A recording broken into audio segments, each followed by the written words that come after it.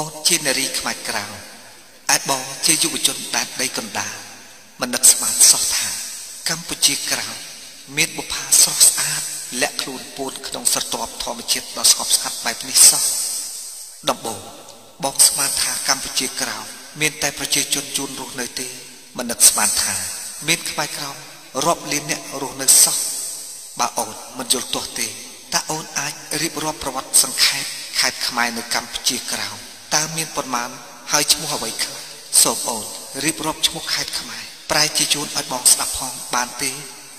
គួរឲ្យសោកស្ដាយណាស់ដែលខ្មែរក្រៅរាប់លានរងទុក្ខក្រោមសម្ពាធរាប់សតវត្សទៅហើយគ្មានជាតិសាសន៍ណាដឹងលឺទាល់តែសោះសូម្បីតែខ្មែរដូចគ្នាតែមិនអីទេអូននឹងរៀបរាប់ឈ្មោះខេត្តក្រុងនិងកោះទាំង24ដែលចៅយួនបានប្លន់យកជម្រាបបងឲ្យអស់សង្ស័យដើម្បីទុកជាចំណុចដៃប្រវត្តិសាស្ត្រជូនបងក្នុងពេលនេះតែម្ដងចឹង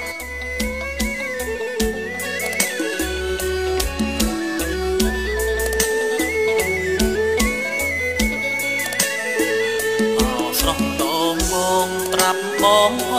ងបានទេថាកម្ពុជាក្រៅមានខេត្តប៉ុន្មានមានឈ្មោះអ្វីខ្លាំងណាកាយកលយាអាចប្រាប់បានប្រាប់ឈ្មោះខ្មែរប្រែយួនផង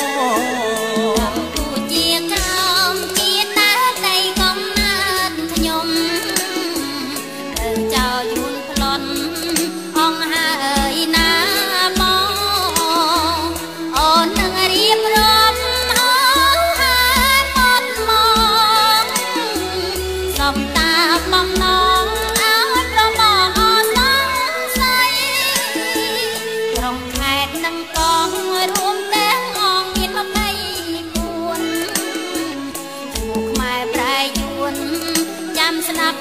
ណាថ្លៃក្រុងព្រៃនគរធំកុនពេកក្រៃមកដល់សពថ្ងៃជួនហៅថាហោជីមិញខេត្តពលលាវហៅបាំងលាវក្លៀកហៅសុកត្រាំងខេត្តព្រាំងត្រពាំងយួនហៅថាត្រាវិញខ្មែរក្រមគ្រប់គ្នាការទុកតមិនដេញនិយាយមិនចេញរួយួនប្លន់ដីដូនតាទឹកខ្មៅយួនហៅកាម៉ៅពីមហៅហាទៀងបារាជលងសៀងក្រមួនសហៅគៀងយ៉ាងចង់វ៉ាដល់ពាំងយួនហៅថាពីងវ៉ាខេត្តព្រះសួគ៌យួនហៅថាធូយើមក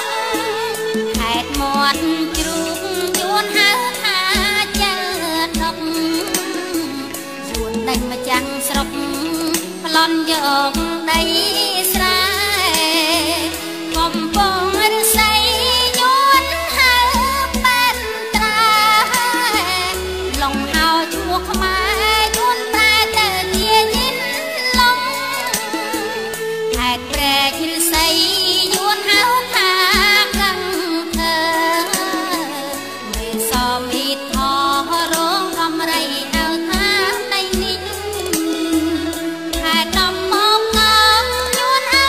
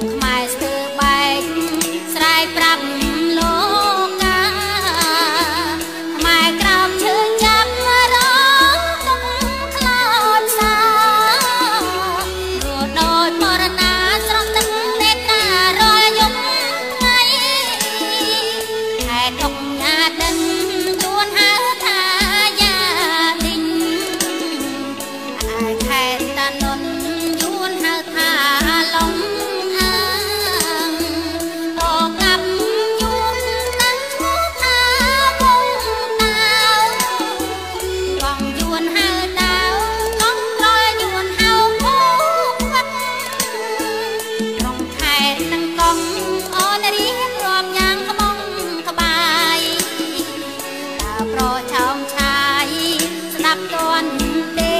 ថ្លៃនៅកងត្រឡាចមួយទៀតណាចរណៃកងមានតម្លៃយួនឆ្នៃហៅថាតាមកងសើកំពុងរៀបរាប់ឈ្មោះទាំង24ចឹងចោយូឆ្លៀនពៀនធំដីអរគុណអូនណាស់ណាកាយពីស្អីបងចាំលងសៃចំណងដៃប្រវត្តិសាស្ត្រ